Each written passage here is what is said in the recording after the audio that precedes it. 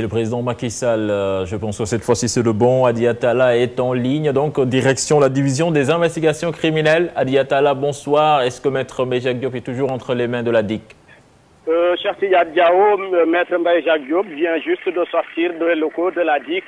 Il déclare qu'il est libre de tout mouvement, donc il est sorti. Il a déclaré qu'aussi au cours de son audition, on l'a entendu par exemple sur les 309 millions que la CENTIF aurait déclaré qu'il a versé dans son compte de Crédit Lyonnais, donc du faux, usage de faux. Donc Maître Mbaye Jacques Diop a déclaré que tout est faux dans cette audition. Il dit que pour ce qui concerne les 309 millions, il ne peut pas comprendre comment il peut verser 309 millions dans les comptes de Crédit Lyonnais. Alors comment un président du Conseil économique et social, un président du Conseil qui perçoit par exemple 8 millions de salaire et 2 millions d'indemnités de logement, il ne peut pas comprendre comment on peut lui demander comment il a pu amasser cette somme. Il dit et il a déclaré qu'il va porter plainte contre Ngouda Kane, qui était le président de la CENTIF.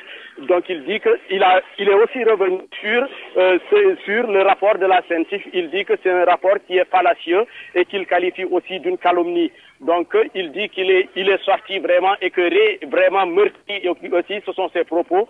Donc il dit qu'il ne peut pas laisser continuer cette affaire.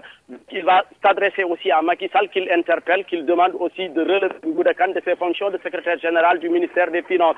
Donc la première chose à faire qu'il va faire, Maître Mbaye Jacques Diop, c'est de porter plainte contre Ngouda Kane, qui était le président du CENTIF, qu'il a accusé de détournement de deniers publics.